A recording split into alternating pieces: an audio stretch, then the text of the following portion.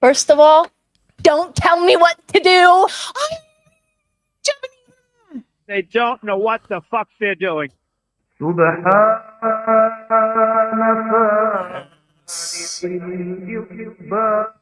right, infidels. Price and praise. It's the Friday Locker Room, Hameen Media Group, Hacker Hameen, a.k.a. The Hacks, back with MSG ready to tear down all of this week's headlines because you're not getting your contract re-signed. No one is. I'm going to be the only star left on this show, infidels. So get ready to bake a cake and play the game. Hacks is ready to attack. YOLO!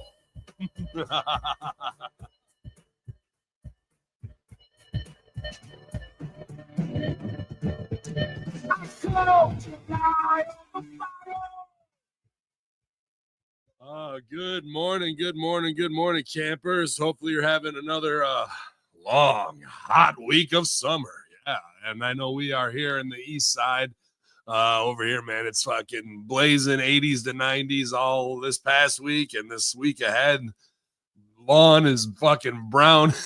Downtown Julie Brown outside, bro. It is some hot days of summer here, man. But hopefully you're in someplace cool, or even if you're out in the work truck, man, doing some lawns, getting a good sweat on, which is what our fat asses probably need to do. Hopefully we're making your day go by a little quicker with all the latest news and breakdowns. And even though his show is massive, I mean, look at the balls on this guy. He's getting them sucked all the time, Deucey, but even though Suck My Balls never goes off the air, looks like South Park's taking a break this week, but MSG is here in the Friday Locker Room. Good morning, buddy. You're muted. Good morning, Ben. It has been a week. I am tired. But yes, SMB this week, or at least South Park, took a week off. We're kind of thinking maybe they're doing this on purpose, scattering it every other week so that way they can see what the reaction is. And if that's what they're doing, it's smart because it's definitely still getting talked about even a week after the episode airs. So they are the number one television show on streaming service right now. So I think I read that their season premiere and the last one garnered like 6 or 7 million viewers, which is like the first time they've been that high up in the last 10 years on a premiere. So they've been definitely taking shots at the current administration, ICE and much more. So yeah, I'm excited. This week's episode was great. It was funny, man, no doubt. And I like, even though you might not like their policies and what they're actually doing, the people who are in charge, from Bondi to Cash Patel to whoever, they made fun of JD Vance with the Fantasy Island bit with tattoo. Dude, at least these politicians aren't cunting off about it. They're Gen X, 90s kids, 80s kids. And even though they're being completely ribbed for their political, discourse in the best satirical way possible, bro. You know what I mean? Like the is it Bondi was the ice person that their face was melting off? That was it was Gnome, yeah. Not Chomsky, but he could have been in there too. But like that, even though it's funny and you're digging at her, it does send a bigger, broader message about tell me I'm beautiful, with these fucking women injecting, botulism into their fucking faces, and how mental that is, bro. Like, just before we even get there, and like, sure, they're zooming in on her, but I love the bigger statements. I loved all the nostalgia throwback stuff, the Fantasy Island stuff. Like, it was very well done this past week, as well as it's Buddy who goes on the college campuses. Charlie Kirk, yeah, like, just really what is flooding the news feed, I think, in everybody's algorithm. Like, nobody's truly subscribing to hear Charlie Kirk debate some fucking generation useless idiots, you know what I mean, and get for a gotcha moment. But it seems to be in everybody's timeline. That's by design. So you're really going at power structures that are in the subtext and underneath the surface in the algorithm, and however they program it or buy their followers or whatever they do.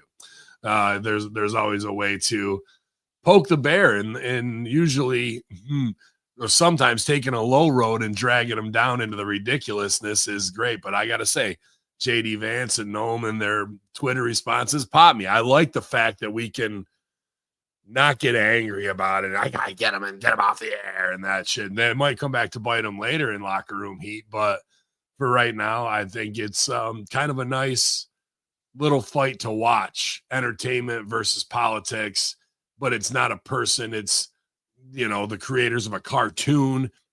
And if you sell for a cartoon getting pissed off, then you're truly fucked up in the head, so I like all that shit, man. It lets a little pressure off of this out of the cooker. You know what I mean? I think that's why those numbers are what you're seeing, because fucking Daily Show used to be that, and then it became, and so did Colbert and Jimmy Kimmel. We've talked about this till we're blue in the face of these guys who used to have integrity and push the lines of tasteless comedy, and then once they became studio properties, they towed the line for whatever bullshit was coming through in the propaganda machine.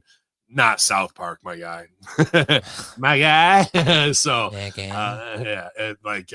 really great. And you know what? Take a fucking week off. Let the steam come down and the pressure start to build back up again for 2 weeks, because you don't know what the fuck is coming. But that's the problem with taking a week off for them, is they're so tied in to current events. Sure, they may scrap a show, or maybe they're taking a week off because of something that happened that they want to do a show in between and get something done, because that when you're doing political comedy, you got to pretty much be in the moment and on time within a certain window, because the news cycle changes so quickly. Yeah. Today's show brought to you by the new Rove Orange Crush Sativa all-in-one vape. Look at that, 96.6% THC. Jesus. God damn, dog. Wow. That'll get your butt moving. Ooh, and they've also got a new battery, the new Rove battery. Now, no longer the stick battery. Got the palm job. Yeah. Deucey, get me a palm job. Get me a palm. Did you actually this week on Master Shoot Theater, was there a Master Shoot? I know that you and Russo did Raw and SmackDown review. I just haven't watched Master Shoot yet. I mean, we did Master Shoot, but there's no God damn it. Vince didn't have any fucking problems this week. This would have been perfect week to have him too, but that's okay. Yeah, well, I mean, I was taking a cue from South Park and laying out. But that the fact that he was on TMZ for this Hogan thing, it happened after Master Shoot. So it's kind of nice, in what we were just talking about, of like, let me see what this guy looks like, what he's saying, and what I think is going to happen. And now we have the roadmap of options, opportunities to try and improvise over, Well, before I get into the headlines, did you have anything that you wanted to get off your chest this week, Ben Hami? Anything that's been bothering you, or anything you've seen that you wanted to talk about specifically? Are you baiting me? What was I hot about? Are you baiting me for disco? Are you baiting me for Yang or what? I usually don't sell on Twitter. A couple times I was bored and fucking was poking the beehive a little bit, but that's not wise, because I don't really feel like getting stung. But yeah, by all means, what are you talking about? Nothing specifically. I just didn't know if you had something you wanted to talk about specifically. Nah, man, I really am kind of just in the pocket of doing business and trying to stay active, doing graphics, how all that production work goes and shit like that. And I'm kind of I'm not past or over anything when it comes to the political discourse, the fucking what's happening in space with 3i, and like, is it an alien invasion, Project Bluebeam, like, oh, they're meeting with Putin and all that fucking mentality, bro. Or like Mexico's narcos are now terrorists. It's just like, dude, I'm so like beyond it. Maybe after 30 years of fucking straight conspiracy dosing myself, I'm just like numb to it. You know what I mean? But I see these headlines and I'm just like, okay, good. Well, 24 hours from now, it'll be something else with people setting their fucking hair on fire, and I'm just not going to sell for it, man. The Killer Cross stuff is interesting. Talk some of that, but Yeah, dude, I don't know. Maybe I just see people losing it online, and maybe that's part of it in the algorithm. But I feel like can't really get to me unless it's personal at this point. You know what I mean? Yeah. I'm not selling for somebody who doesn't know who the fuck I am. Why Right. would I be pissed about JD Vance or something? Dude, I don't fucking know. Just tell me what your stock portfolio is so I can copy it. Shut the fuck up and go do what you're gonna do. Am I gonna, as much as we try and, have a ground zero for people who are free thinkers, like, is this podcast a wrestling podcast or anything? I guess you could say it does, because every fucking time you throw a pebble into a pond, it makes fucking ripples that can go across.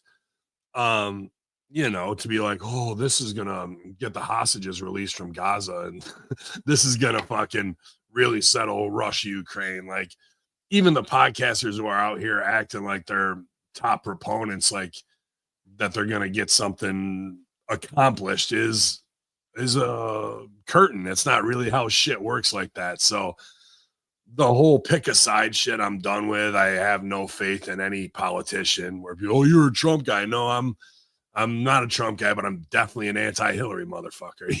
Like, I can stand on a couple different ways, and it's all how you shape an argument or shape a view of something. You know what I mean? And look at it from different angles. So yeah, I'm just kind of thankful to not be hyped up, and hopefully this show can bring you some calm and reserve, or whatever you guys want to talk about. If you want me to get hot, I'll fucking get hot. I'm from New York. It don't take much.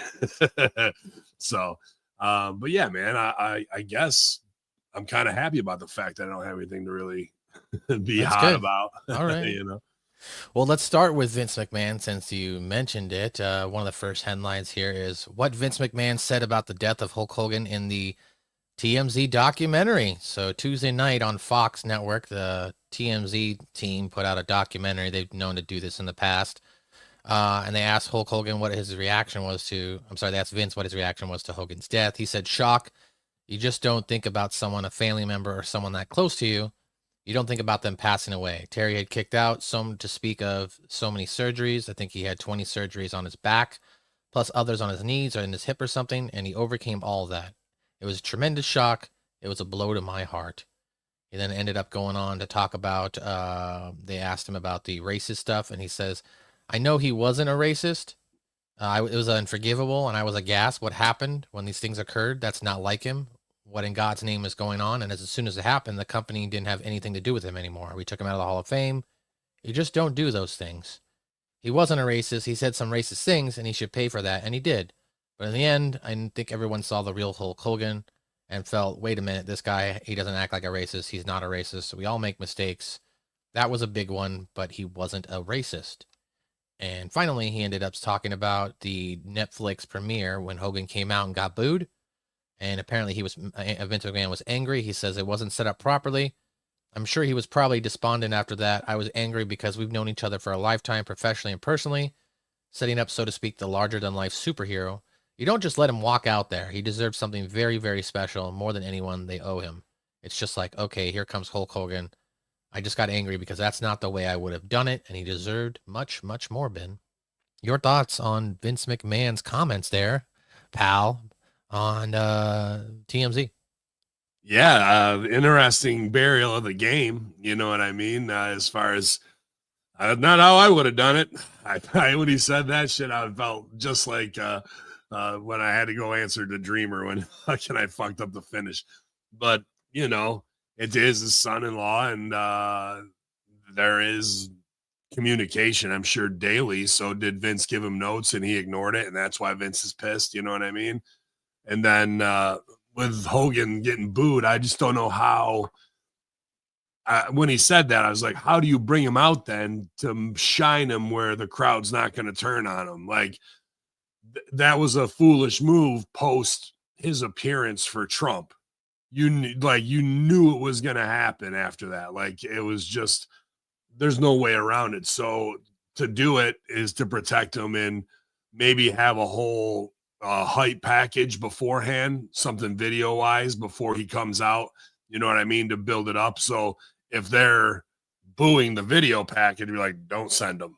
Do not send them, So that was interesting to me, man. But obviously, Father Time is always over strong, man. And to see Vince there with, leathery skin, fucking skunk hairdo, and purple lips, and kind of looking like a vampire, bro. To be honest with you, if you took that old man Vince McMahon that we just saw in that, put him in a Dracula costume, he'd be very scary and believable as a guy who's 700 years old who feasts upon the souls of children. And maybe that's part of it too. After a lifetime of steroids and adrenochrome, and now you can't get adrenochrome and you can't do steroids because your fucking heart will explode. I don't know, man. What are they actually doing aside from blood transfusions and things like that? He looks like that shit is going on, but his birthday's the day after mine. He's going to be 80 this year. Is that right? Yeah. Yeah. So, we only have him for so much longer. I say that, and his mom lived to be 100. So maybe we'll be fucking talking about this in 10 years. Hopefully not. And fucking, do you see what he looks like now? Holy shit.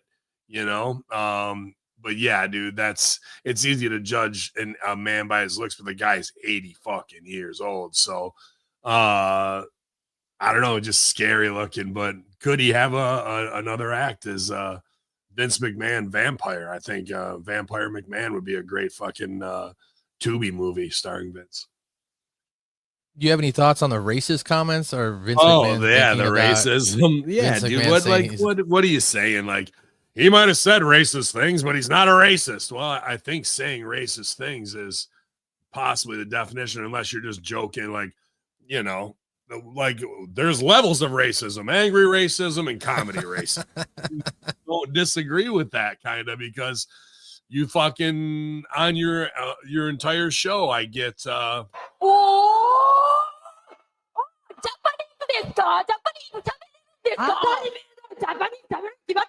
they're still doing that. Looney Tunes, fucking Kojo, yeah, Baka, all that, right?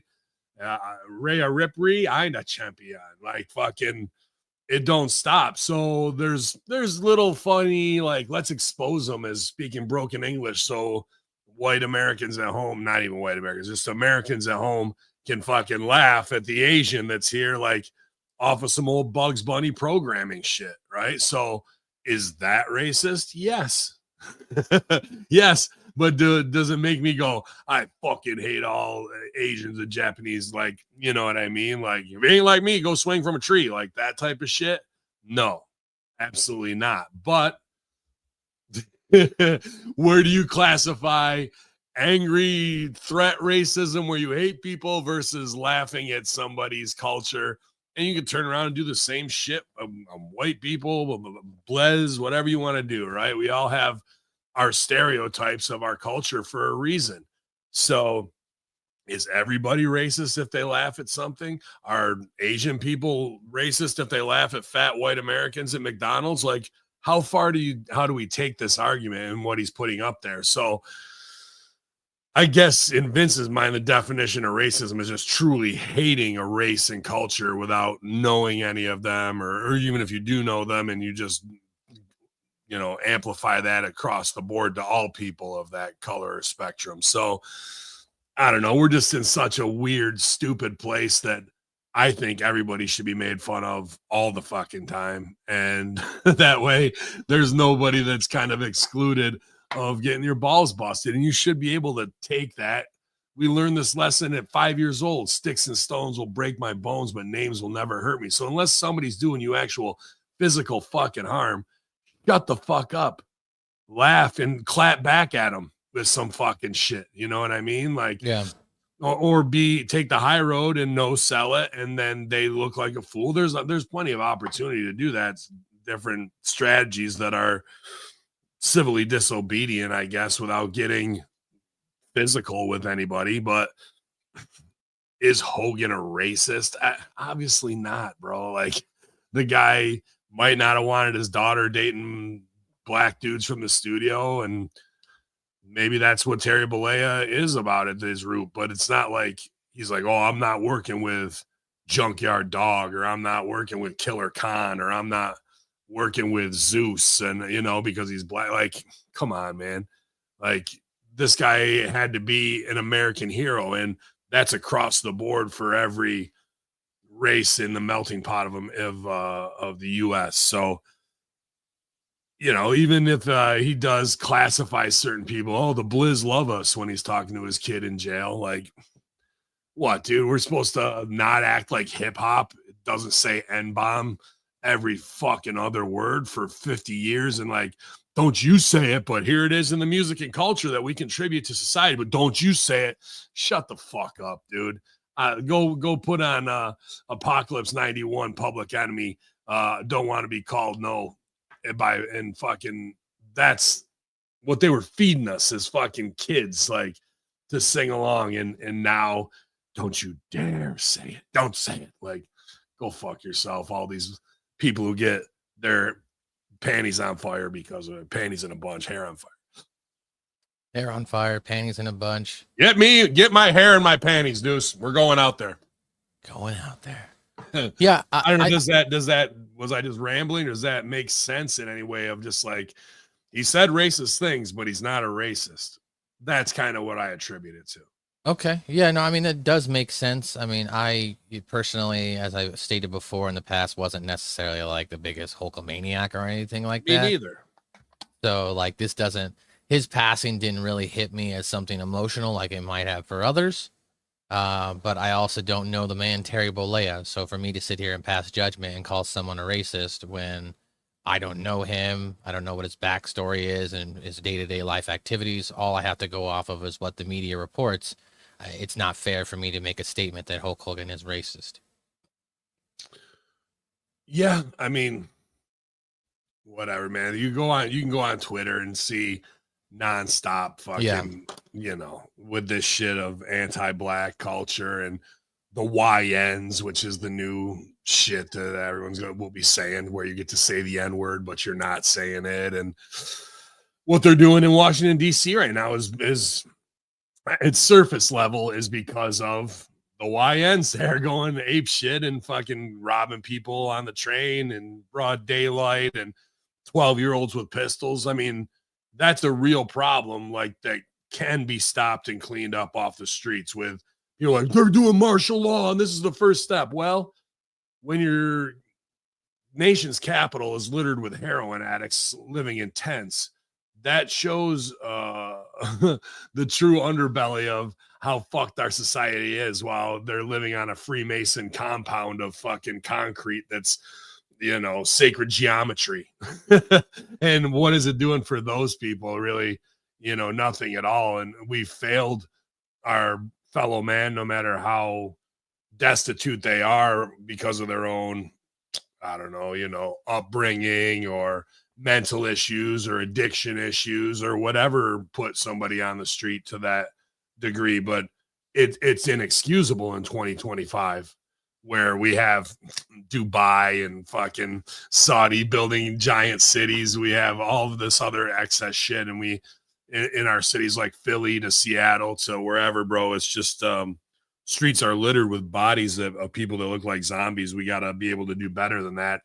But just cleaning up the streets is a start, but you got to put them someplace. So now you're really not addressing the root issue of what's causing this, where the rehabilitations, mental facilities that need to be refurbished and probably, you know, places to put people. So you're just sweeping the streets, but we haven't fixed anything. It's all for the view of the neighbors and not anything else. So I don't like that aspect of it. I'd rather see real solutions of how do we get people off the streets and relocate them, so we can get them back on the right path. And those who don't want to be on the right path, well, then that begs a different question. But is that cover story for some bigger op that's going on in Washington, D.C. right now, as there's rumors of, will they press Obama and Hillary over the Russia, you know, collusion shit that is Also a misdirection spot from the Epstein list. So it's one fucked up. I'm going to tell on you. I'm going to tattletale on you. I'm going to do this. Let's put the heat on the homeless to shift the eyes off of us. It's always a pass the buck thing instead of any true and real solution, whether it's, temporary worker passes for Mexican migrants who can prove that they're with this farm and they check in through the app and they have to be there. There's plenty of solutions as opposed to kick them back over the fucking fence. Like that's not a one size fits all solution to this type of shit. Because then the liberals are like, see, now you don't have anybody in your hotels. Nobody pick your crops. Gotcha. You're a dumb motherfucker. And then we're back in this fucking loop. There's no real solution that anybody wants to put any goddamn effort towards that they could actually run on and go, let's unify the people. Let's get back to an Ellis Island. You can get here. You can make it here. You can make it anywhere attitude and mentality. And put pride in those people instead of being like, oh, these are Mexicans in America and they're having fucking, you can have all you want, Puerto Rican, Mexican pride parade. But if you're in America making that dollar and living in a better system, you should probably have that flag too and show some pride. But right now it's all feels like an invasion because there is no inclusion. And that's where, old school fucking mindset creeps in, and that's where racism and hate takes over with. But there is no politician that wants to be the unifier, just using common sense and having open air discussions like this one. Jerome Hall been here with the $9.99 super sticker. Shout out to booyah, Jay Hall. Thank you, buddy. Shout out to you, Jay Hall. Okay, so let me cue up. See, that's my boy. He's my Blizz pal. Yeah. All right, well, let me cue up the next thing here, sticking with Vince McMahon. So Jim Ross feels that Vince McMahon looked horrible in the TMZ documentary about Hulk Hogan. While speaking on his podcast, WWE Hall of Famer Jim Ross commented on TMZ. He said, I thought he looked horrible. I thought he looked tired, withdrawn. I was surprised that he was on camera so much because whoever did his makeup should be fired. He just looked withdrawn and so old. And that's like the pot calling the kettle black in my respect. You can't stay young forever, and when you've got a little bit of youth on your side or good DNA, good genes, don't take that for granted. Look at his eyes. To me, he looked tired and a little frustrated. He looked good. I mean, his suit was custom made, and he looked good in the attire, but the hair thing was one issue that caught my eye, and having his eyebrows colored was just another thing that caught my eye. What did you think on his appearance, Ben Hameen? Look better than ever, pal. Haven't aged today. I don't know what JR's talking about. Yeah, man. Wait till your motherfucker. I mean, JR's not young, so, I would say anybody judging him who's our age, like, wait till you're fucking 80. How I'm going to look like fucking Droopy the dog with fucking, like, everybody scrunch your face up right now and fucking pull it down. That's what you're going to fucking look like when you're an old wrinkled shit sack someday. That being said, this guy's got millions and billions of dollars to have the best of everything, right? So he did look like, you've been to a funeral, a corpse. The lips are purple. They got pancake makeup on. That's way too much base and foundation, but that's okay because you're dead. So, but Vince looked like he woke up out of a coffin. That's what I say. Very vampire-ish, very Night of the Living Dead, like to come back alive. Here's deep in the conspiracy. I kind of alluded to it on Master Shoot Theater. I've only seen a couple videos about this, and I don't believe any of it. I don't fucking, but it's out there. And if there's only 1% of it that's true, then let's pull at that fucking string on the sweater and watch it unravel. I'll soon be naked lying on the floor. That with Church of Scientology involved with Hogan and whatever the fuck, and him being born again Christian, there was word that he wanted to, much like Chris Cornell and others, Anthony Bourdain and Chester Bennington, allegedly wanted to expose this adrenochrome child trafficking ring. And I could see Hogan, becoming a religious zealot and wanting to do that if he knew and he'd been in on it and seen adrenochrome use at the highest levels and whatnot. And then I had also, so that's part A, part B, part 3. part B is that there was a story that coming from Israel and China was a boat that got intercepted by Russia, like it was a cargo ship, labeled medical relief, and it was going to Gaza to help Palestinians, or you'd be used as bait so they can shoot them out in the open. And then on its return, it was filled with over 10,000 units of adrenochrome injections that allegedly they're taking from tortured children in there. Now, this is at the lowest level of these conspiracy Instagram fucking things, and that Russia stopped that boat and they actually have it, and they have the evidence that it was going where was it going? Hollywood. But that doesn't make sense to me, because why would you go out the Atlantic Ocean to get to California on the Pacific side? So, not to say it doesn't happen through Panama Canal, but now, all that being said, in a huge conspiracy clusterfuck, are they having a tough time getting adrenochrome? Are the elites in Hollywood who survived on this shit allegedly, and once you don't have it, your body starts to break down? And we've seen this with you. All you need to do is look at Ellen and others that are in this high level cabal or whatever, and without it, or like in the time of a year when their show gets cut, they just age and they fucking look withered away like the Crypt Keeper. And Vince, even though he's 80, has that very similar look. And for a guy with a narcissistic God complex who wants to live forever and be in control forever, what drug wouldn't you do? And who cares where it came from? I'm fucking God. I do what the fuck I want to do. I don't know, man. Like that's still a little bit in my purview of the conspiracies of these things happening in a certain timeline and when they're getting out. But then you never know what is a complete bullshit made up story just so people can get likes on Instagram, So it'll be interesting. It'll be interesting to see if any of that with the adrenochrome is true, and how it would relate back to IDF and the cabal itself. All right. Well, the next story I've got here, wanted to get your thoughts on, was Karrion Kross was on Ariel Helwani this week, and that's kind of what the big hubbub online is right now. So he sat down and he said the following, or at least here's an expert. He said, "The truth of the matter is, you already stated it, my contract was up last week. I never actually received a contract, like an offer, until last week.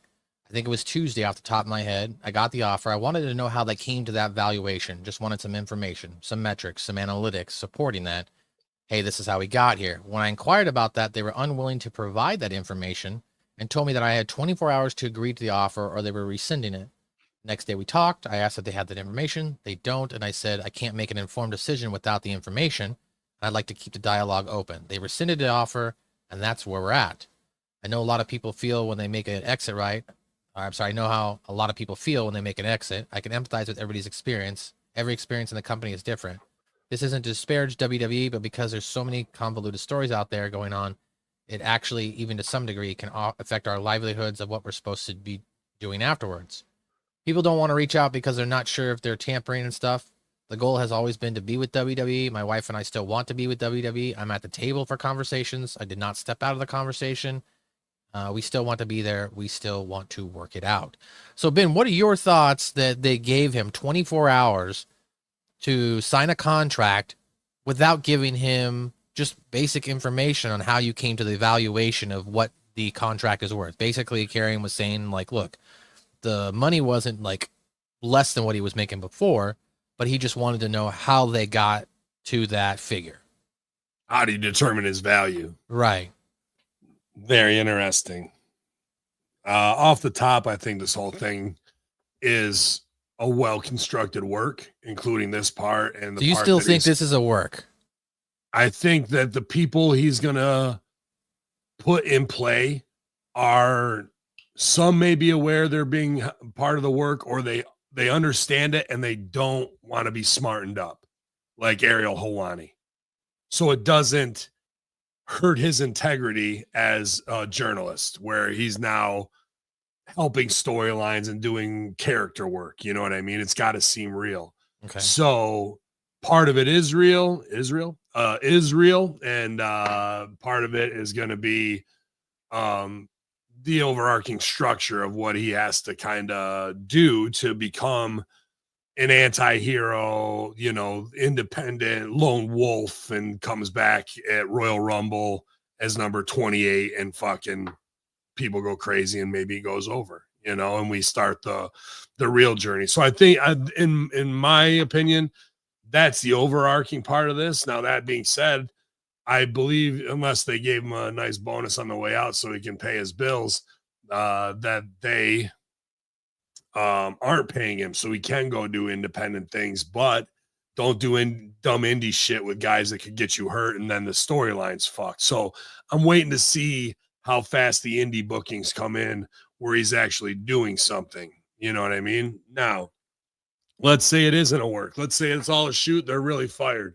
And all he's asking for is metrics on how they determined the offer they made him. And what is he saying? Show me what I made in t-shirt sales. Show me like that, because then you can go back and go, how are you giving me a low ball end of a contract when I'm the number one t-shirt seller from this to this period and I wasn't even on TV? Imagine I'm on TV, what I can do. And when you book me over, right? Like a lot of times what they'll do, and Stevie's talked about this on his channels, and I believe is exactly what they do with Cross, is you lower his value in the fans' eyes. You don't let him get over in his entrance. You don't give him wins. You give him a fucking goofy dominatrix helmet to fucking wear out there. You don't let him or his wife promo, which backstage in pre-tape promos is what this guy excels at, dude. Like, the match is kind of meaningless. You want to be part of the movie that this guy brings you into, and you believe you're watching this vigilante type fucking badass character. Nope, we're going to take all that away so we can go, well, your numbers just weren't there, and you drive your value down so they can lowball you and give you a shit offer and keep you on the plantation for the cheapest price possible, because they're not going to let the fans and how over you are get into your head and hype you up that you're worth 5 times as much. He is worth 10 times as much as they're offering him. I don't even know the number, but you should add fucking another 0 to the end of it, because that's what you could get out of this guy. Instead, they'll offer you a shit one at lowest price and go, clock's ticking, tick tock, you better fucking sign. That part of it's weird to me. I don't know if you can do that legally, to be honest with you. Like, I feel like that's almost like a mental, like, I'm not sure what you would say of how your employer would force your hand through paranoia, right? Like, you better sign it quick, otherwise, I don't think WWE, I think that's lawsuit area to do that to an employee and bully them into doing something. And all he's asking for is the simple metric so he can go, whatever their argument is, like, why are you lowballing me when I have this, when I was number one t-shirt seller? And then when they don't want to give it up, then you go, that's them going, oh, he knows we're playing the game and we're not going to give it to him. Don't give him anything. We'll see if he signs. Because if he doesn't sign, who gives a fuck? We're fine without him. And then he won't be shit without us. Like, that's what goes through their mind when they've done this. Now, I think they're using these past mafia tactics for signing people at a lowball offer as part of the storyline and the track record of what it is. Because when he comes back, or even when he stooged off in his last documentary, the guy in the truck with the tie, there was no guy in the truck with the tie. I wasn't talking about Triple H. Like, those were weird things from there, where it should be, you know who the guy in the truck with the tie is, and you don't have to say his name. And then when he comes back, it should be a tax on Triple H. Like, Triple H, a big moment, a big show, a big go home, and somebody leaves him laying out in the parking lot. You know what I mean? And he's all fucked up. And because the heat is with Cross in the office, not with Cross and Sammy or anybody else. So those types of things, when they come out on Ariel Helwani, are like the foundation for the house we're about to build this story on. and not getting those metrics, getting lowballed, saying you want to be there, but they give you a 24-hour do it or else, and you don't do it. Like, that's testing your manhood, really, right? Are you going to be a bitch and fucking do it? Those are all the great premises at the root level that can later drive Cross's vengeance. Okay. All right. That makes sense. Yeah. Yeah, that definitely makes sense. So, but the here, I'll say this, and because I DM'd homie, I know he's making the fucking rounds, and Kaz's like, you want me to hit him up to see if he'll come on? I'm like, no, because he's doing his book tour, Right. you know, and that's awesome. And I would love to have Ravens Joint sponsor a signing at Larger Than Life right in front of my store as the biggest collectible, you know, whatever, Funko, Magic, Dungeons and Dragons. They do all that shit there. You know, to do a signing there with him and bring him and Scarlett out and help brother make some money on the side and sell some books. Wise, and that's if there's one thing you can really do to get back at them is no sell them and be successful on your own.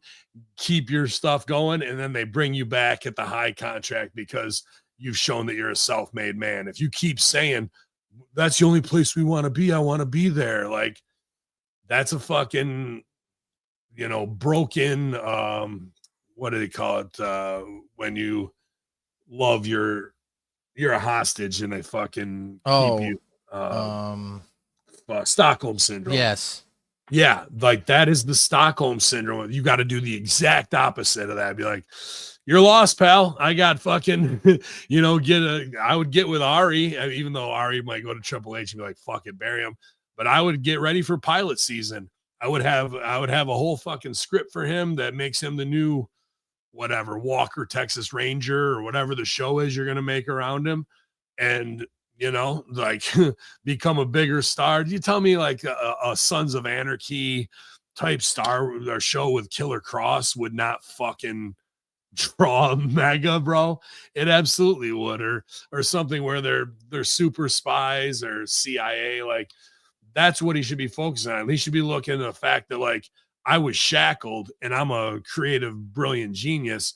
And now I'm free. And in this time, 90 days, whatever it is, before they want to bring you back to do Royal Rumble, surprise, what can I do to really get momentum going? So when that rolls around, to be like, you know what? I wanted to do that storyline, but NBC is going to pay me $1.4 million an episode to do this new sitcom where I'm the star and nobody ever beats me and I go over in every episode.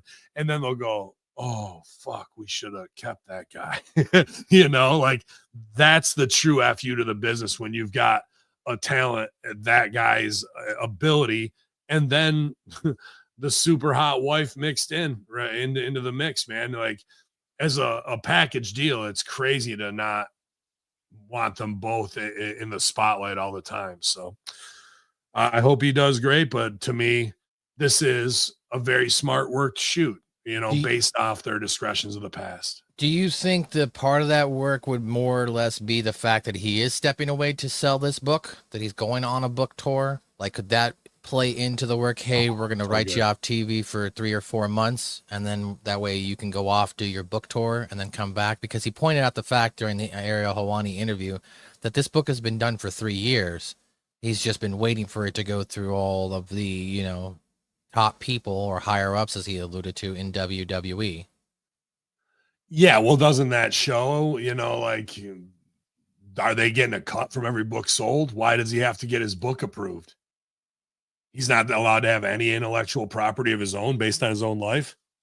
No, all that makes me believe he's still inside, you know? Okay. So I wouldn't have probably let that out there, or else I would have told Helwani a lie at that time. So he's a useful idiot. Right? Like in the dissemination of the propaganda to make the work look real. And I'm sure there was a lot of that on there, and there'll be more of that as he'll go and do Busted Open and probably K100 eventually, because he's, you know, Vegas and Disco was one of his mentors. So they should use the underground credibility of the podcast circuit, but you have to be careful in the way you are going to craft your information to make it look like a shoot.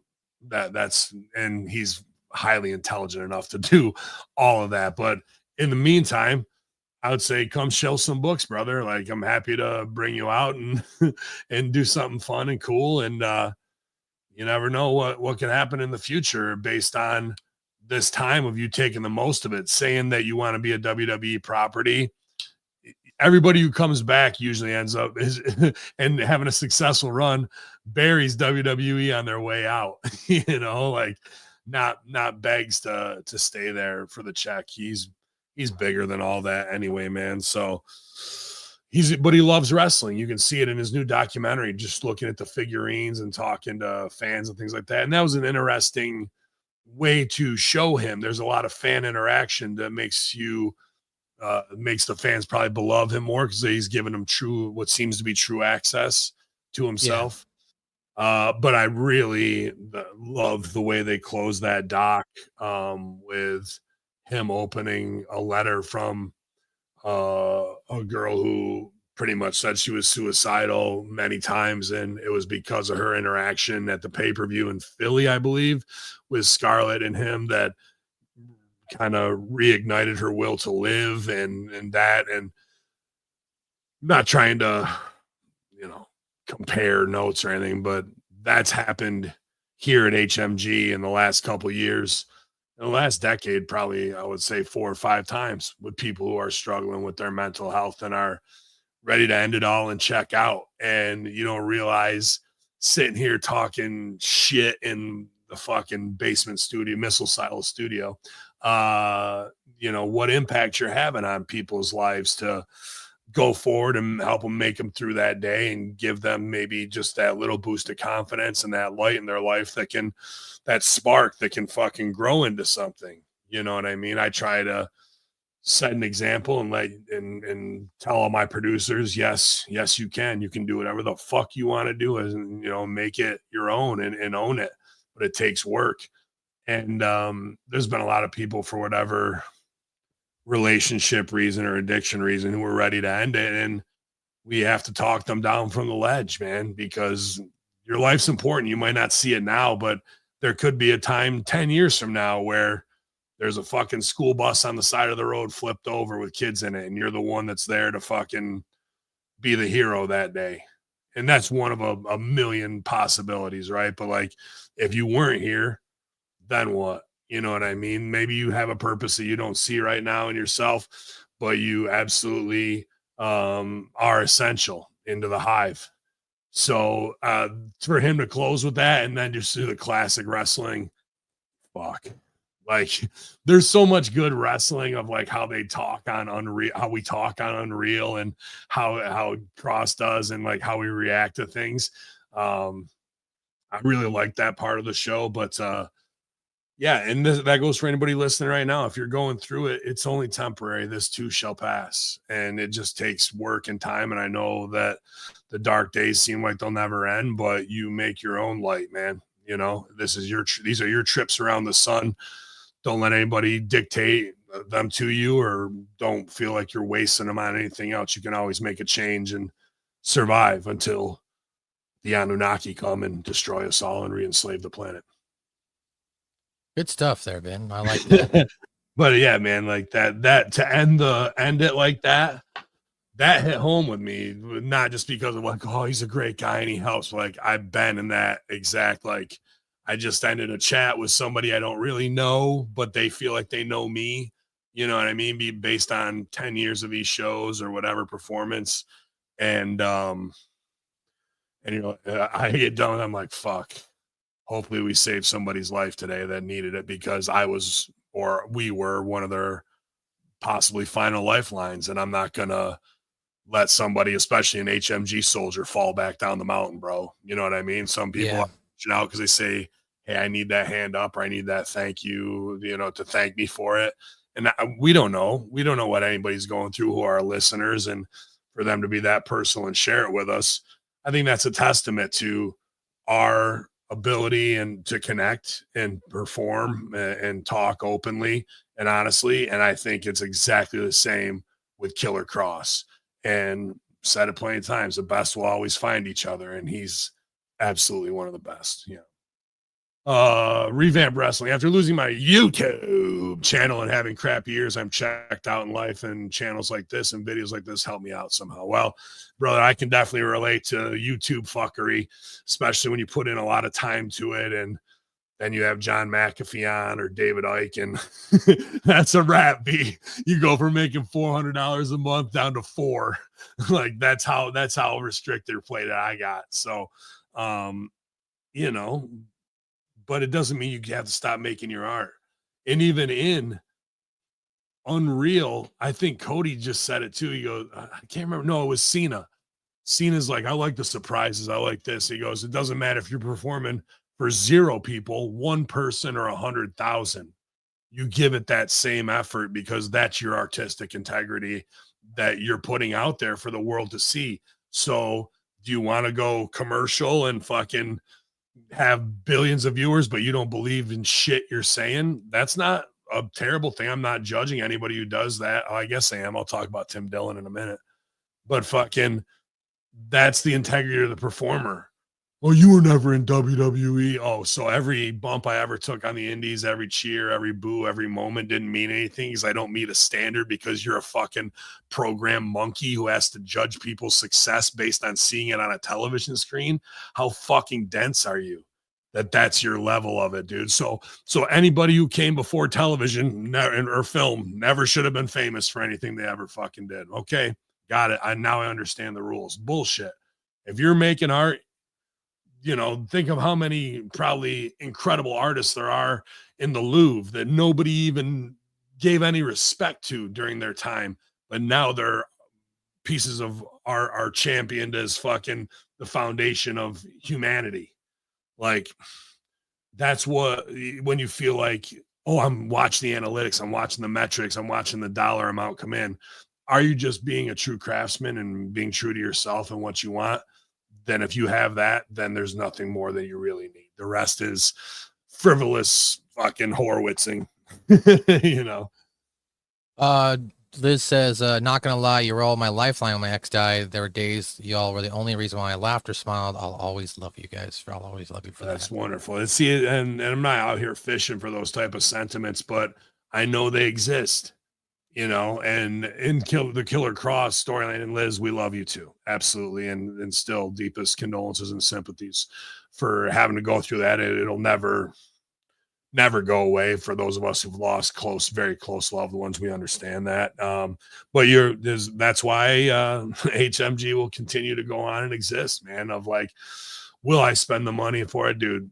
For those reasons alone, is it not worth having even a small community if people are going to raise each other up to help get through, from people in Australia to fucking UK to Canada to Mexico to US that are all in the chat at one time together, bro? Like, that's the beauty of the internet that nobody ever really puts over, you know? So for Cross to go home with that on his documentary and do the fuck, like all the other bullshit, the contract money, I mean, we needed to survive, like, right? And we appreciate all the super chats and that type of shit. But like, for him, like all of that shit of like the back and forth, just to go out there in your underwear to have a fake fight is one thing. And you want to be the conductor of the symphony and feel that dopamine rush, and all that is the self-serving side of this.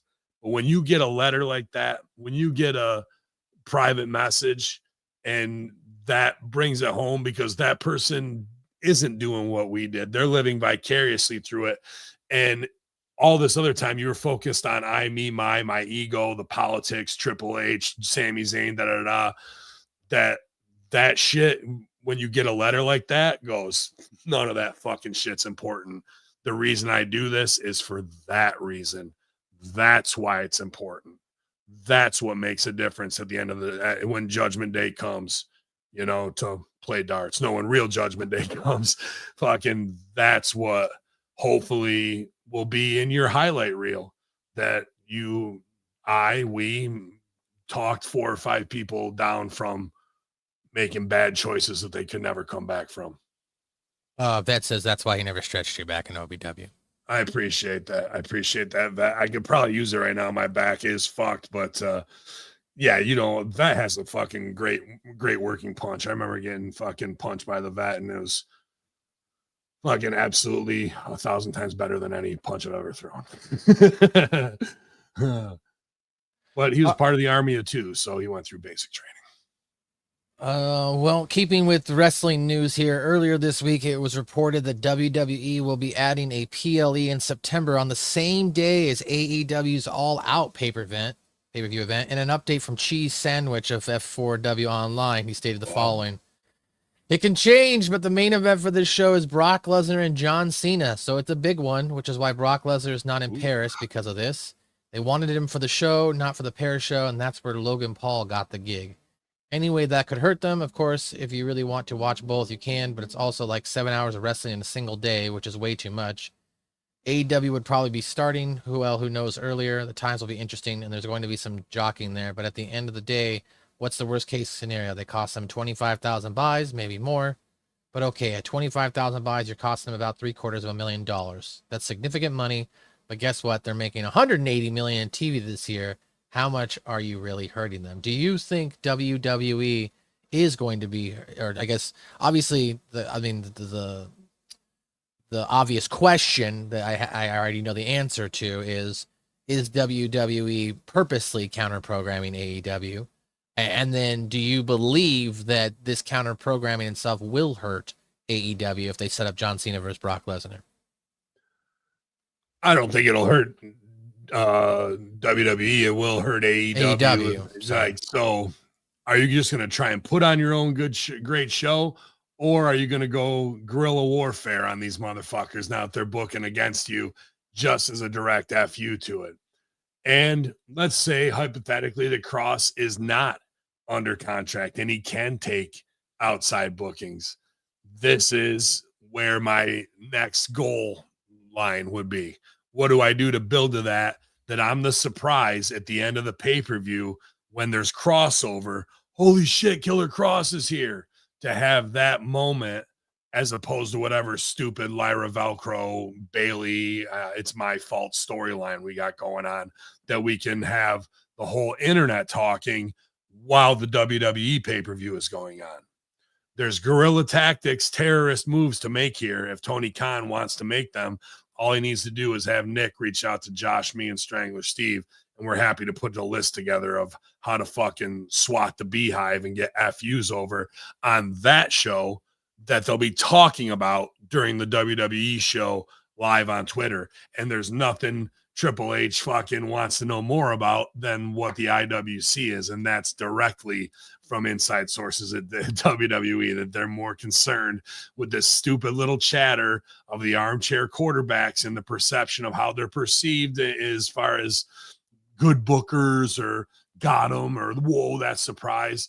Like, they care about that and ego, their fragile egos more than anything, dude. Even at the end of Unreal, after fucking Punk and it was the Elimination Chamber or whatever the finish was with Seth, dude, they're all backstage hugging the shit out of fucking Michael Hayes. You at your best, man. You at your best. Michael Hayes, I don't know. God must put these storylines in my mind because I'm not smart enough to think about it. Like, dude, what type of delusion am I fucking watching, bro? Like, that to me, if I'm Tony Khan and they're booking against me as a fuck you and they didn't have to, I'm looking at my targets and that's where they're soft. They think they're really over, that these finishes are making them into gods, that no one can fucking touch them. And all you have to do is find a way to get near the god and throw fucking paint on their robe and put a big shit smear on them. And that's all you have to do. You don't have to overthrow them. You don't have to, you just expose them just a little bit. And then they're looking at the internet. Oh, and now they're booking differently. And will there be repercussions? Will they take more shots at you? Absolutely. But that's what you're trying to do, is to get them to sell. Right now, their sell is, we're going to come in and take part of your lunch and there's nothing you can do about it, right? And that's the big fucking 8th grade bully versus the little nerd. Well, The little nerd knows next week to fucking take some toilet paper with him to lunchroom. And after the bully takes his lunch, you put it in his back pocket. So when he goes across the fucking lunchroom, now he's embarrassed. There's a big trail of toilet paper behind him. And then, all his power is gone. And will he smash you at 3 o'clock by the bike racks? Maybe. Not smash. Well, yeah, let's smash by the bike racks. Yeah. Will he beat your head in there? Possibly. But you got in their head and got over on them. We need to be thinking about those types of things and not just, we're going to put on our best show possible. Nope, dude. If you want numbers to go up, these guerrilla warfare tactics will have people tuning into your show to see what are they going to do next to poke the bear, and will the bear get its claws out to fucking answer. And if Killer Cross can be on that show, that is a big fucking beehive SWAT right there. And who's your top WWE guy that's over there? You have Killer Cross take him out. I don't know. I don't think Killer Cross wants to go to AEW. I think that Don Callis is there, and he had previous issues with Don Callis in TNA, right? So I don't know if Cross would end up there, because there was reportedly at the time. Just got to be a one-off. And if it's in, like maybe the pay-per-view and one show after. And that's it, and I wouldn't play into the Don Callis shit. Like we can have heat and be in the same locker room, because Killer Cross's business is way bigger than anything Don Callis is doing. You know what I mean? So whatever that was with allegations from the Impact days when Big Ray and I had Cross on there, I mean, his talent was shining through over everybody else on that roster. I don't think that's something just for the IWC that's such a deep cut that they would need to lean into. I think there's other ways to fucking F you to Bruce, Hayes, and Triple H. And we just got to find out what the best ones of those are. You know what I mean? Oh, yeah. Next story I've got for you here is speculation that Naomi could be out of action for a very long time. Just prior to the August 11, 2025 edition of Raw, there was an announcement that the world champion Naomi was not medically cleared to compete. As a result, Io Sky was then put in a match with Roxanne Perez. And according to Mike Johnson of PW Insider, Naomi was backstage at the event earlier in the day. Naomi's match being pulled was not because of her missing the show, but whatever the reason was, it was largely kept quiet from other talents. At this time, it's unknown how long she will be out of action. And then Brian Alvarez went on to say there is definitely a rumor going around WWE what's going on with Naomi. Being talked about by people there, and if it is in fact what's going on, she's going to be out for a long time. My presumption is that people will probably find out fairly soon, but if that's the case, she would be out for quite a while. Now, the rumor is that she's pregnant and that she'll be leaving to obviously give birth to a child. Congratulations, Maddie. You're going to be a dad. What? Me. Yeet. Yeah, she likes that yeet. Yeet, motherfuckers. Okay, congratulations if you're going to be a mom. And that's what you want to do. This is about sacrifice, and I know with biological clocks ticking, and if you want to have a family, and especially being part of that family, having kids is definitely probably what the tribe wants, especially multi-generational offspring to keep them on top in the wrestling game for years and years to come. Obviously probably not planned, because she's on her very first A+ solo run. Really, she's done. You go, dude, look how long she's had a job, from Funkadactyls till now, and what she's parlayed that into. The glow stuff she had got over and learned how to get over in her entrance. Her entrance got her over. The tag stuff was good, even though the Jade storyline was and how they really put it all together in the whodunit. This new crazy version of her with the Owen Hart caution tape was very good. Now, that being said, she'll turn around 2 minutes after getting heat and do a fucking TikTok dance online. So that I don't really hold in that high esteem.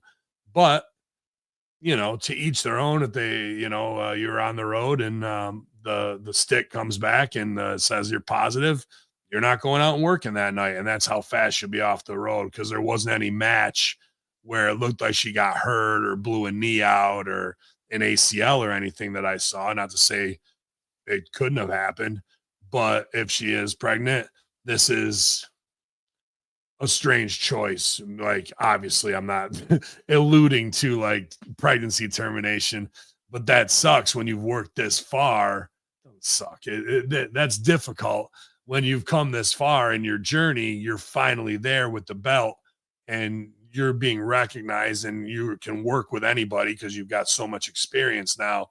And now, 18 months, probably before you can really come back and do anything, right? 9 months for the pregnancy, 3 months, you kind of got to lay out afterwards, let your body heal, and then maybe get back in the ring and training. But now you're trying to take care of an infant and zero sleep, shitty diapers, all that stuff, man. And the last thing you want to be is on the road with an infant proving it.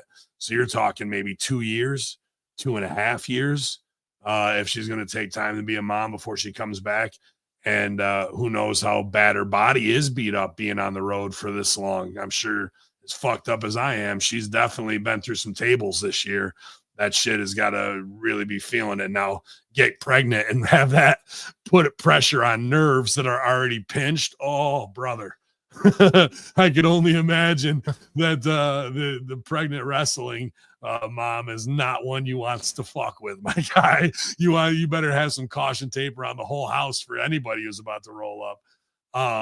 But like I say, congratulations if that's the way it is. And it just kind of not sucks for the fans, but they were really with what she was doing. She's probably been one of the bigger breakout stars of 2025 in the solo realm. And, she's done it with good character work to some degree. So we'll see, man. But now we're going to have a tournament for belts or whatever it is, who knows? Next bit of information here. I think you've harped on this before, but Bret Hart is kind of echoing some of the same sentiments you've made. Sorry, I just wanted to time out real quick too. When women come back from having a kid in WWE, this is going to sound super sexist. This is just my observation of the stereotype of what happens. In WWE, yeah, we're selling the violence, we're selling the storyline. But no matter how you want to put it, we're selling sex, right?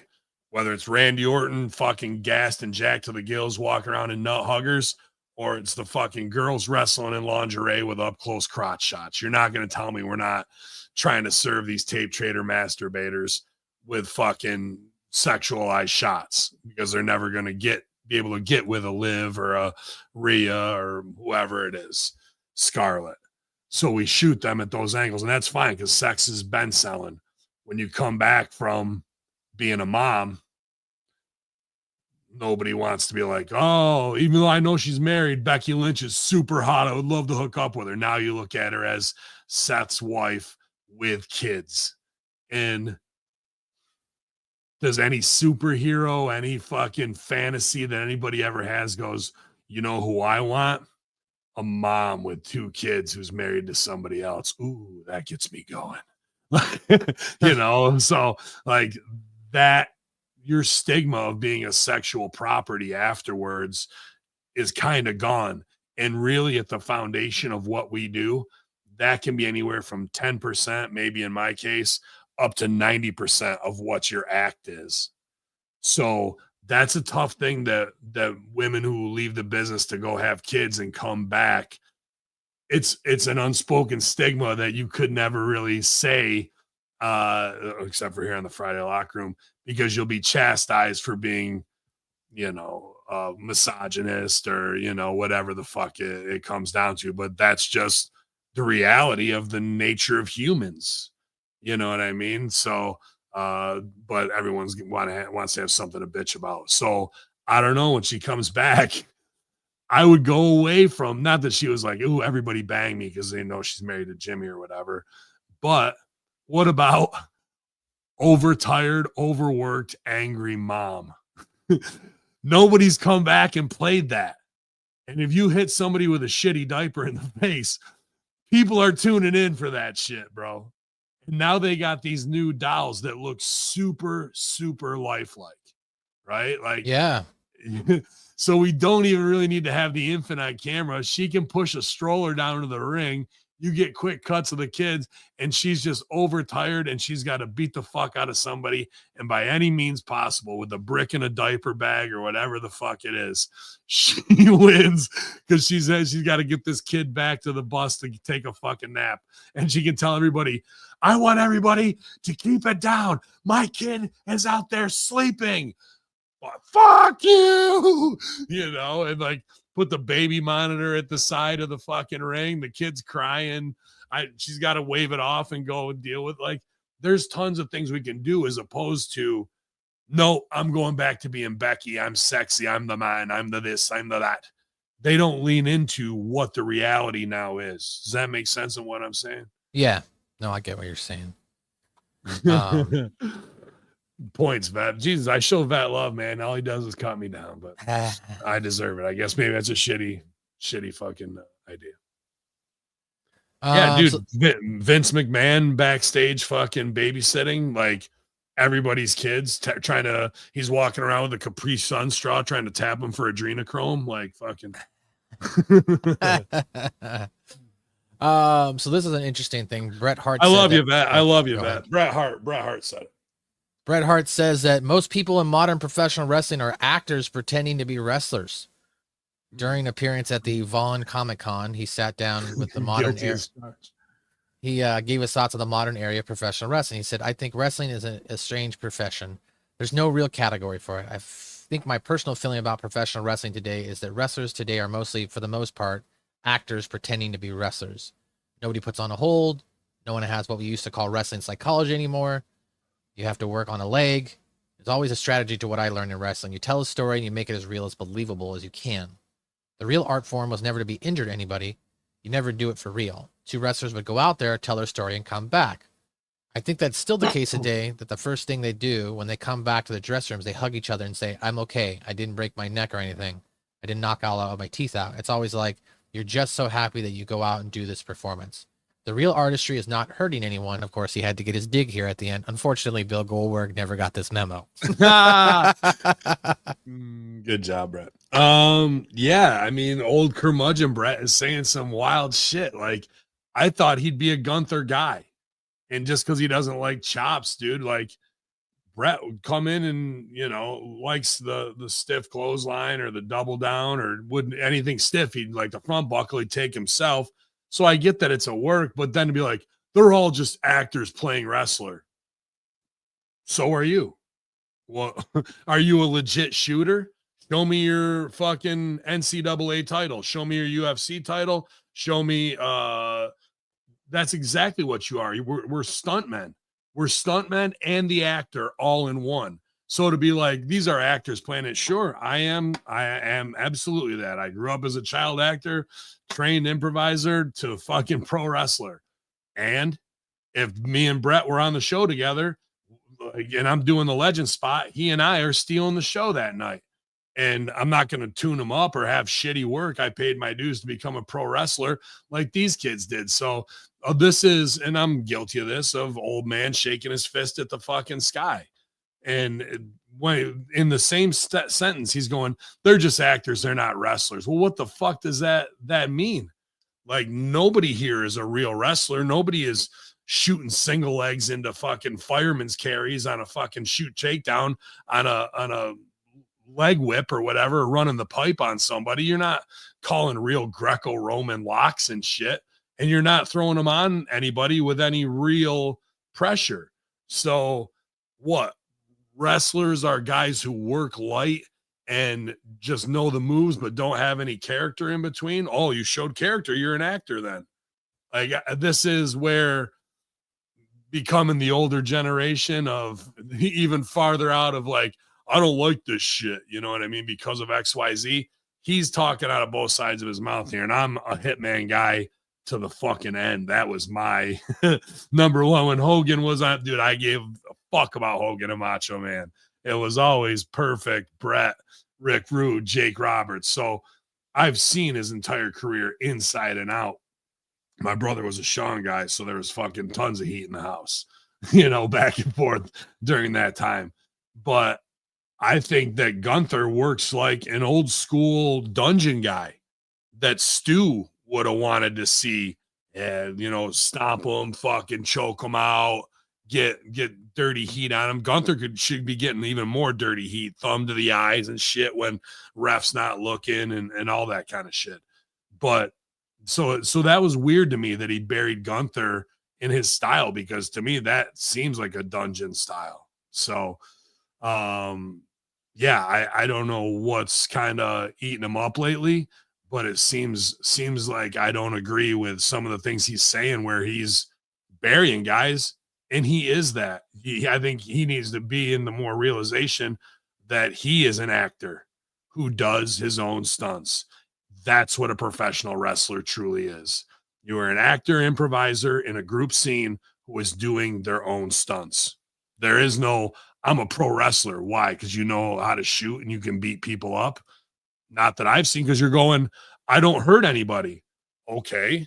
So you're not a wrestler and fighter. You're not hurting someone. That makes it less believable to me when he's just talking about the professionalism of knowing how to punch and not make it look like shit.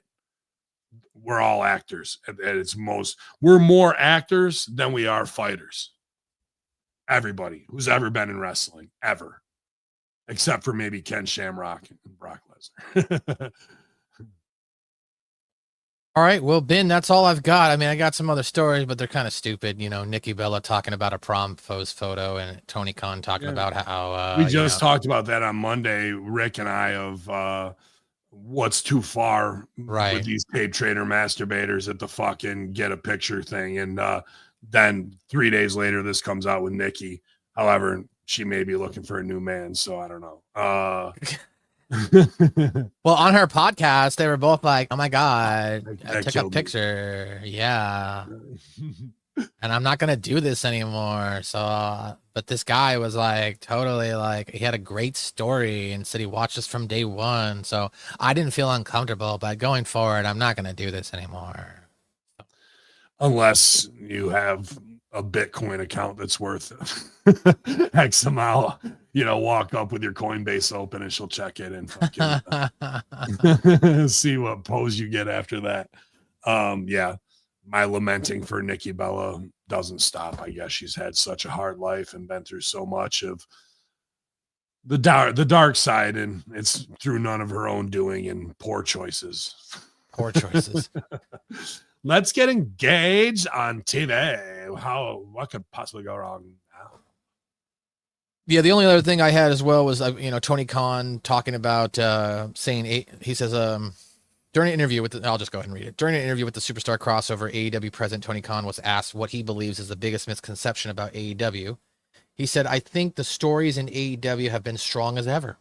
The wrestling people will say AEW is great. I think a lot of people would concede the action in wrestling. The athletic action is absolutely fantastic. Everyone agrees. And also, if you haven't seen the show lately, or if you're just listening to a false narrative, and you can tell me honestly whether you agree with this or not, I think the stories in AEW have been fantastic this year. And we've been talking a long time about some of the great stories in AEW. And you even just said how fantastic you thought some of the storytelling around Jon Moxley's World Championship reign was. People even question that aspect of it, and I think that was proven right. But then certainly, whether you love them or not, nobody can question there's a lot of storytelling in AEW. I think it's fantastic, and a lot of the fans who actually pay attention to it think it's great. There's people who would say there's a lack, and I don't agree with this. I think it's untrue of stories in AEW. I don't think it's the truth at all, and it's actually, I think it's a misconception, but a falsehood that people spread. So do you think that Tony Khan doesn't understand what stories actually mean when he's talking about stories in professional wrestling, or is in his mind, is he writing pro wrestling stories? In his mind, he absolutely is, but he hasn't had a mentor to truly teach him creative writing and fundamentals of wrestling psychology and storyline. And the ones that he could have, he keeps like toys in a fucking toy chest, not above him, And we've seen the piece of paper where it's very on the spectrum, a whole sheet of paper, and it's just the corner, like fucking the size of a business card. The whole fucking show's booked in that. Like, yikes. No production meetings, no run sheet. Like, to have it all out and people can come and politic and then he gets final say. Not the best way to create, especially with in art by committee scenarios. Now, that being said, I haven't watched AEW except for the Outrunners versus FTR in the last maybe 6 to 9 months. So I don't want to say their storylines aren't shit. I'd be coming from a place of ignorance if I did that. I do love the characters that they have. Like obviously the Tony Storm character. I'm glad Hurt Business is there. But there's a lot of guys that are into spots and they think that storytelling means telling a story in the ring. Well, I don't really see that most of the time because they'll do something, move on this in the corner, hurt their knee, and that's the heat spot. The rest of the match should be the heel getting heat on the baby that way. Instead, less than 60 seconds later, the baby's doing fucking, jump up moonsaults off the top rope. Well, wasn't your knee just hurt on the heat spot? So when they're telling stories in the ring, that's a bunch of indie guys who've heard, we tell a story out there, that old wrestling trope. And even the fans don't know, unless you're listening to Monday Locker Room, what that fucking truly means. Like when we say I'm going to tell a story, I'm telling a knee heat story. And how do we keep that going? So later when I come out and clip his leg next week, it means something based off of what we did in the ring, the back and forth, or, I'm telling a head and neck story or a stomach story, or for me, it'd be a heat on the back, have him in the corner to work in the back so I can get the camel clutch. That's my in-ring psychology story. And he might mean some of that, but when we're talking storyline and how to build a character, the Moxley team, whatever the fuck. Death Riders. They put those guys together and there is an arc for them, but nobody's really clued into what it is. So what he needs is tell me, if I was his coach, and I'd like to hear his opinion of what the id of the story is that you're telling. Every story's been told before in some way or another. Sure, we can put a twist on it to make it our own with these characters and their quirks, but is it David and Goliath? Is it Hamlet in a story of family betrayal and vengeance? Is it Romeo and Juliet, forbidden love? Is it like there's plenty of different ways to go, and characters like I can just keep it in Shakespeare, Midsummer Night's Dream, more star-crossed young lovers.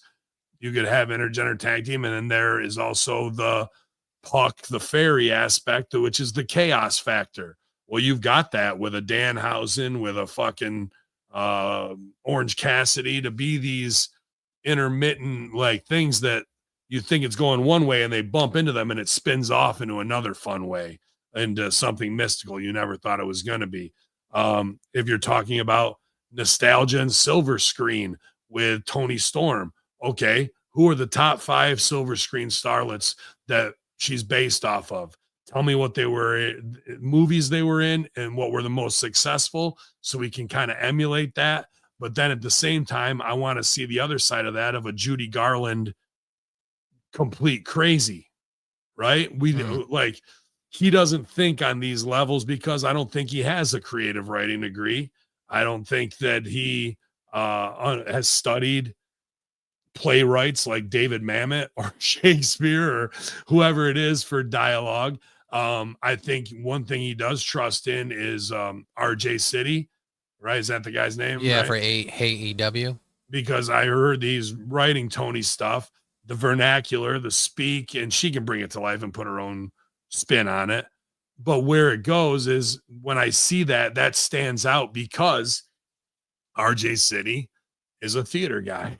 He's an improv guy. He understands, like, he's pretty out of the closet, like not super flamboyant, but like has a flair for theatrics, and his timing, his comedic timing, his callbacks, even in his little interview segments to pop the boys, are great. And it shows that he is on a much higher level and comfortable in his improvisation, because he'll tease something up and sometimes the wrestlers will pop or hit it back to him, and then he has his fucking yes and back to him. But sometimes they don't know and they negate him and they get lost, and he just has to do like a take and go on to the next thing. And that's an easy way out for him. But when I watch that guy perform just in those little viral, getting to know you segments, I can see that his mind is up here calculating, how do I play to this person's strengths? How do I bring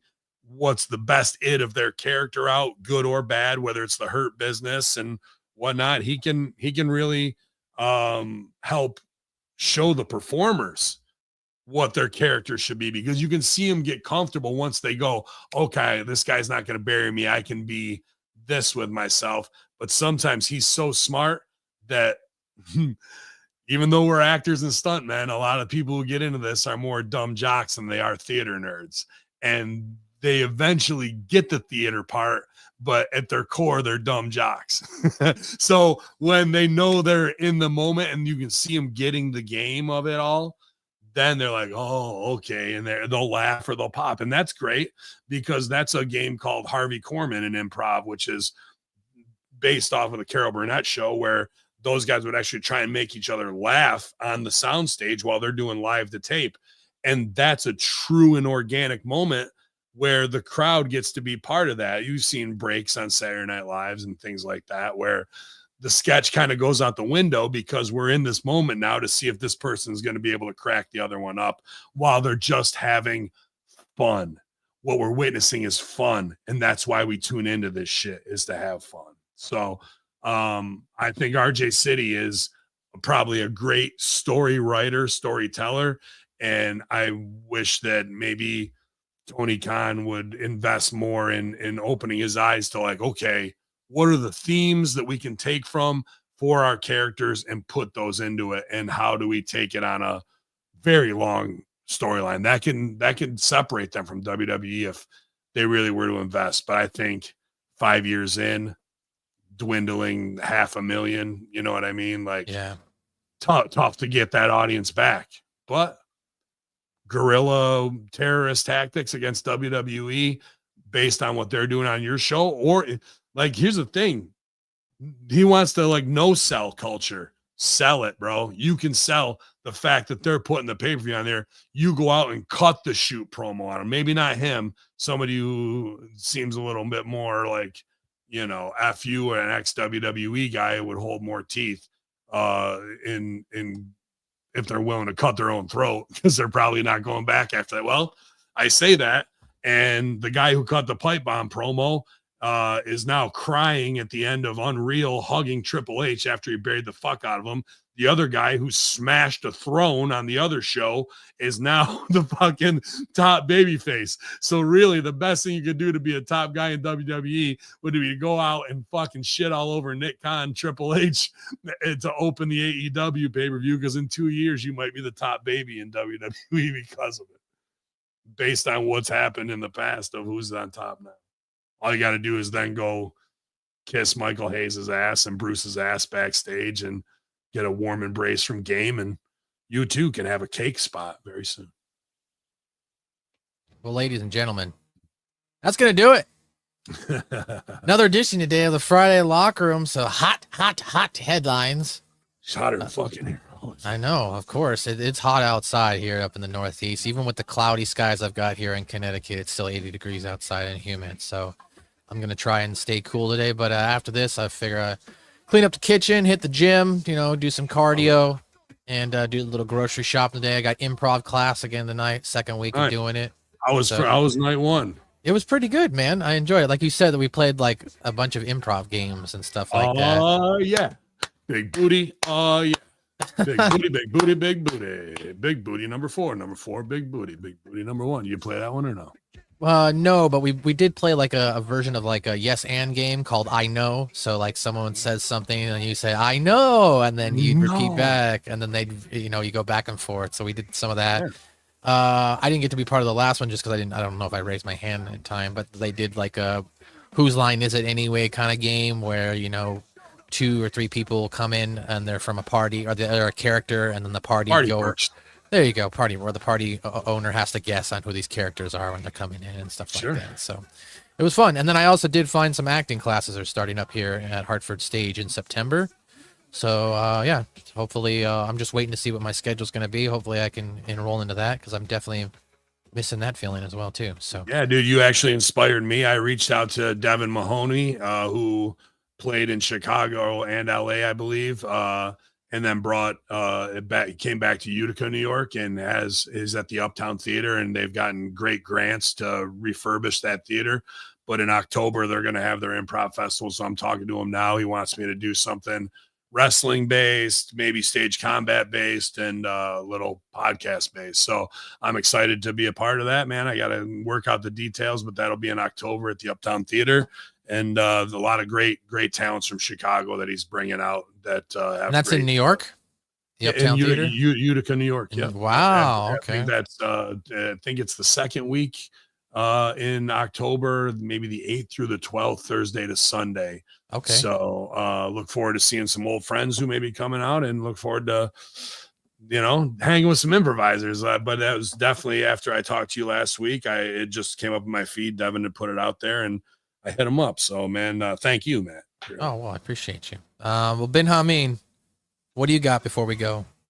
Yeah, man, Ravens joint popping off. It was open to close yesterday. It's hotter than the devil's dick outside right now, so trying to stay cool with the dogs of war, and want to try and play some golf, but it's just way too motherfucking hot. So I'll have to cheat some other time and beat referee sideburns and Triple D. But y'all up, man. Good talk today, uplifting, and if you're going through it out there, you got a home here at HMG, and nothing is that bad that it's not going to pass again, because somebody else is going to fuck up even worse than you did within the next 24 hours. So stay strong, keep it on the ice, and hopefully you guys have a great weekend ahead here. Thanks for hanging with us on the Friday Locker Room, HMG, subscribing wherever you get us.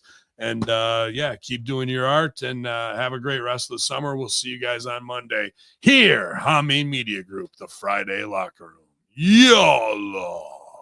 We are in control now.